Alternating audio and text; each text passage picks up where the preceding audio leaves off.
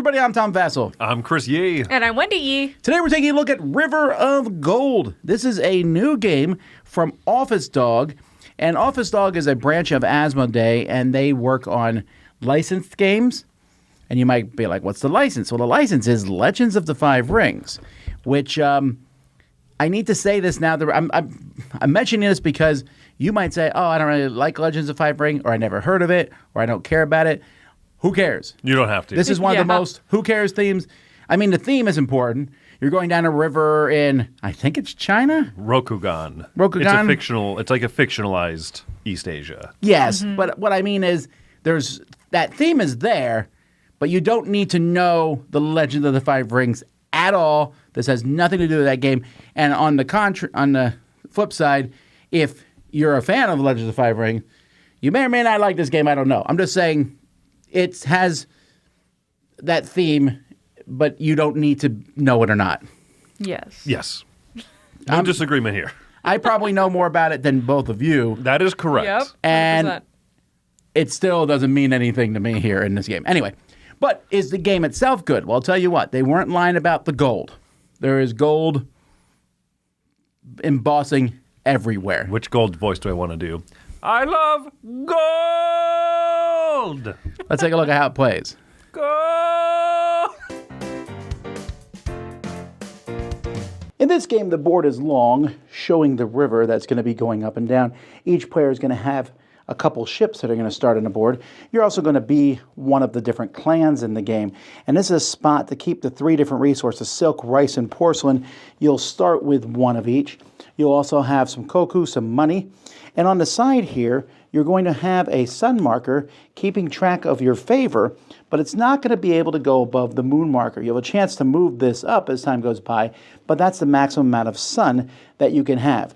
This board will give you kind of the idea of what to do on your turn, and you'll place it in front of you, and the game begins. Now, a player's turn is going to revolve around this die. At the beginning of the game, you're going to roll this die, and on your turn, you use the die.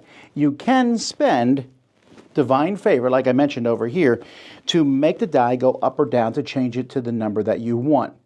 Once you have the number on the die, you will have three different actions that you can do with that die. One of those actions is to build a new building on the board. When you're building a building on the board, there's going to be some available buildings down here for players to build, and you can pick one of them to build. But the region that you build it into has to match the region number on your die. So here you see there's 6 regions, 1, 2, 3, 4, 5, 6. And as you have those, they have matching colored areas to put buildings in the game. And each of those areas has a number next to it. That is the cost in koku, the money up here, that you have to spend to build that building. Once you pay that money and put it there, that's going to be your building, and you are going to put one of your tokens on to show that it's yours.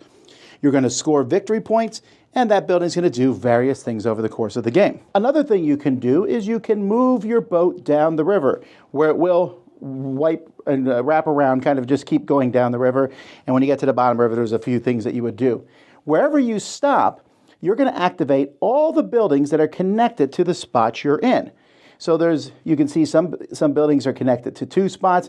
Some buildings are only connected to 1. There's a few that are connected to 3. But you'll get the bonuses on these buildings. So here, for example, I'm going to get 2 victory points. That's a pretty good reason to go there. This one is just going to give me a coin because no building's been built there yet. This one's going to give me a coin because no building's been built there yet. And this one here is going to give me something different. That symbol means influence, and it's going to be influence in this region. Each player is going to have a marker here next to the board at the beginning of the game, and you're going to be moving up along these tracks for influence, and at the end of the game, whoever's farthest on the tracks is going to score points. This is the number of players. So, for example, in the 3 to 4 player games, whoever has the most influence here is going to get 9 points. Also, as you pass over different spots on the board, you're going to get those things, which could be victory points and or resources and things like that. Having influence can be a major deal.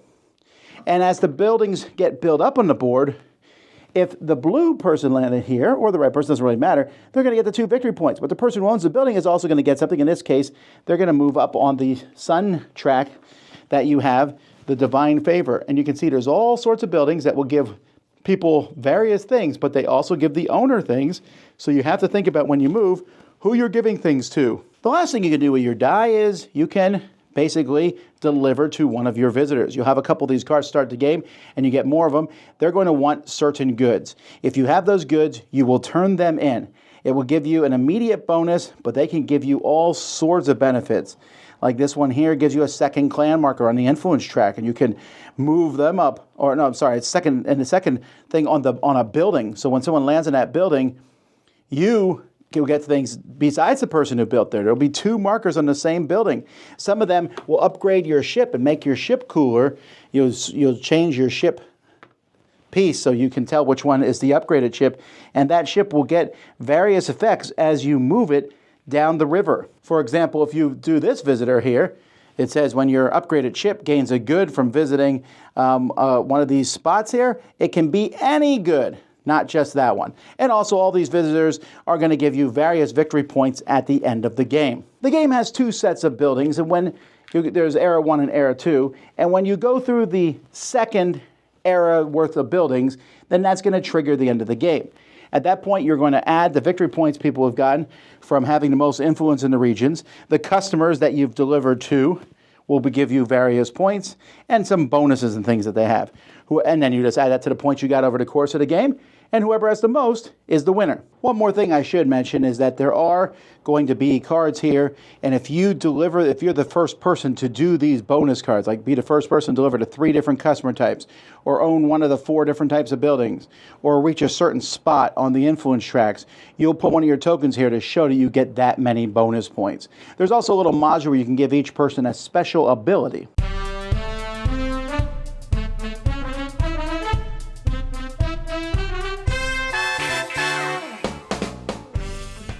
So when I first saw this game, I think it was when it was set up at Gen Con, and I was like, whoo, what a complex looking game. And when Chris set it up for the first time, I was like, okay, I'm ready to learn the rules. And Chris was like, it's easy. I'm like, it doesn't look like it. And it is. That doesn't almost ever happen in board games. That is the main thing I told people after I played this, because I played it at our retreat, and a lot of people asked, oh, what'd you think of it?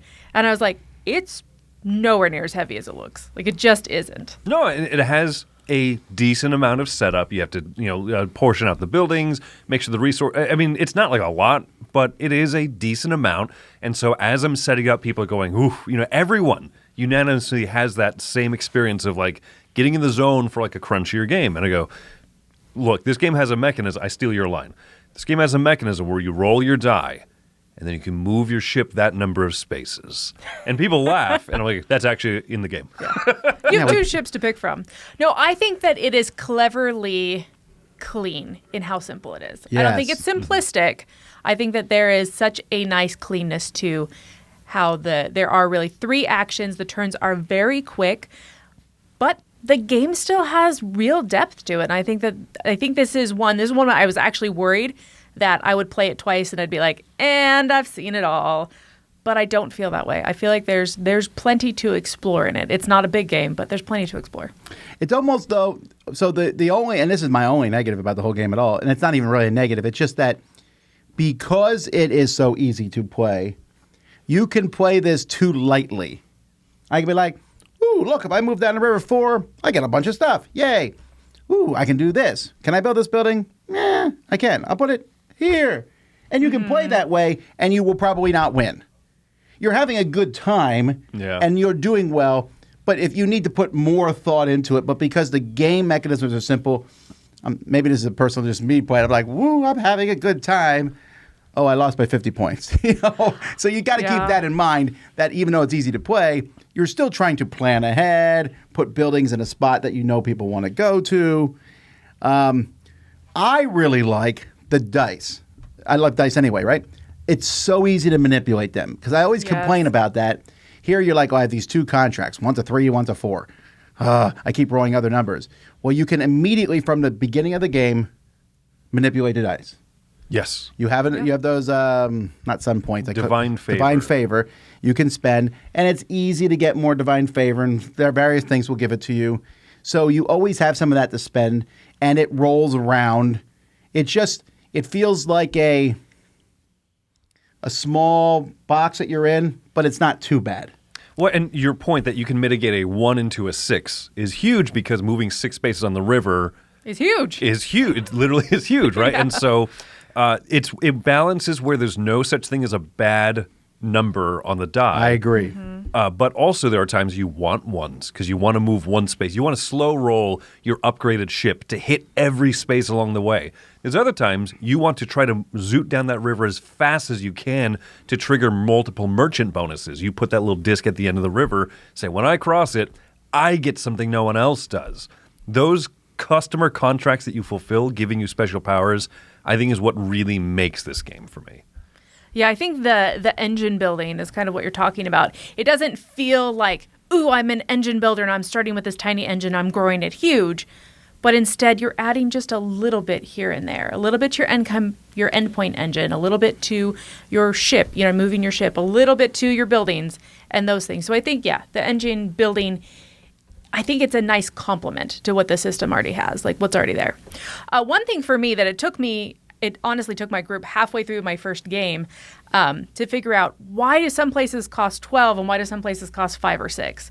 And we realized how often they are to be hit, how many connections they have. Sure. And so that's one thing that initially I looked at it and I was like, this feels so random. Where do I build? Where do I start? But I like the way that that's balanced out. I think it's very clever. Yeah, the buildings for me, I don't know why more games don't have it in. I love the idea of you adding spaces and making the spots that your things stop on better, and then but you also owning it. So if someone else goes there, or in this case, even if you go there, you get these extra bonuses. In fact, this is the only game I've ever played like that, where also if you go there, but people notice people see this, they're like, oh, Lords of Waterdeep, or maybe Kalis. And I'm like, I don't even know if I can make a top 10 of these things. But I love that mechanism. I love putting a juicy building. You said, my favorite thing to do in this game is where's the most expensive building? Because I want people to hit my building and give me that bonus the whole time. And that just feels satisfying. And the person hitting it's like, I'm giving you a bonus, but you made that juicy. So why would I not go there? It's a win-win. Yeah, and those spaces as they build up, initially they're just worth a point, like a coin. But then as you build it up and you're like, oh, I'm putting this 3 coin space out there, and you can get cloth, and you can get this track movement, and you can get victory points. Those spaces get really nice. For being as breezy of a game as it is, because I also had the same concern that Wendy mentioned earlier. After my first game, I thought that was fun. How much depth is there in this river? And I've played this time and time and time again at this point, and it's so fun because you get different mix of powers from the customer cards, and then even the way that people choose to build up spaces. When someone builds up the 4th building touching a spot, and that space is all victory points. You land there, you get 8 points. You're like, well, of course. Let's see what I can do to increase my ship movement so I can keep hitting that spot as frequently as possible. Or people spread those bonuses out, and they're going to put out a lot of the resources so you can buy more customers. There's a lot of player-driven variance to the way that the buildings come out, and I really love that. Well, the first game that I played, my thought was, why don't I just build a building every round that I possibly can? That seems like the strategy, the way to succeed. And then coming back to it and playing it another time where resources were more available was like, oh, okay, I'm going to do a lot more of these contracts. Balancing that out. It really just depends on how those buildings come out. If you have a bunch of buildings that are money, then yeah, buildings are going to be built. If you have a bunch of buildings that are resources and money's a little harder to get, it might slow that down a little bit and just change the general strategy that people are trying to take. What would you give it? Score-wise, I'm going to give this one an 8.5.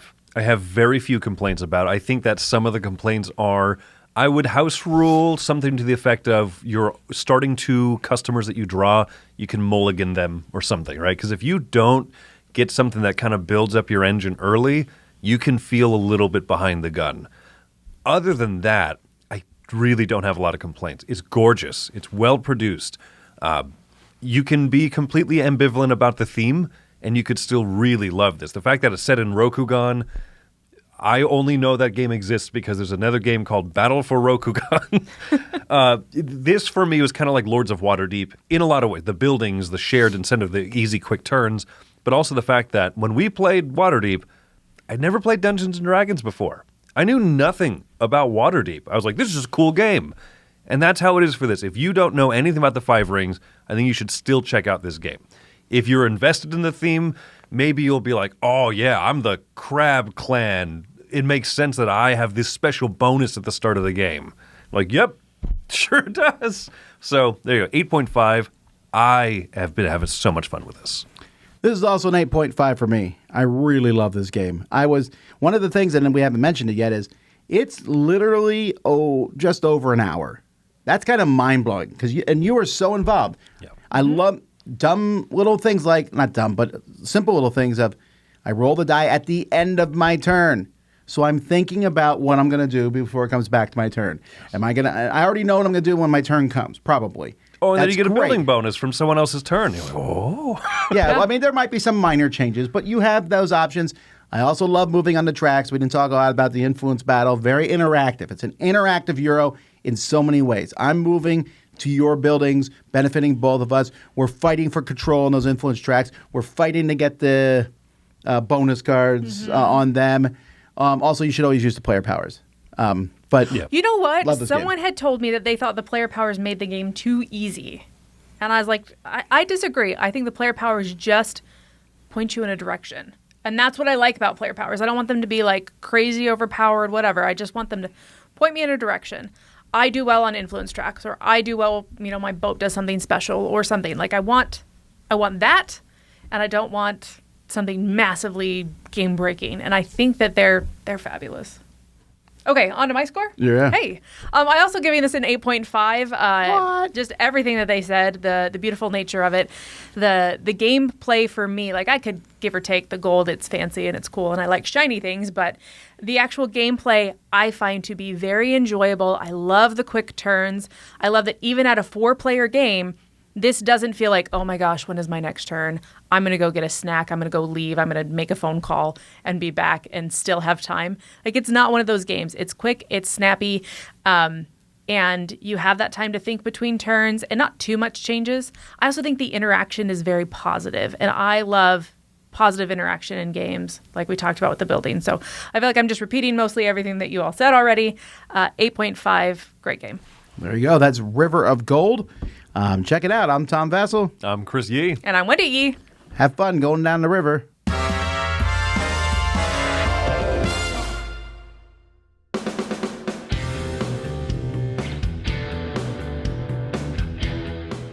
Hey everybody, thanks for watching another video from the Dice Tower. Hey, you want to learn more about us, communicate with us? We have a Facebook group, we have a Discord channel, lots of different ways to get involved with the Dice Tower. You can find that in our Linktree link below. So just click that, it will take you and you can communicate with us on Facebook, join our Facebook groups. There's lots of cool things that you can find and become part of the Dice Tower. Thanks so much for watching. I'm Tom Vassell.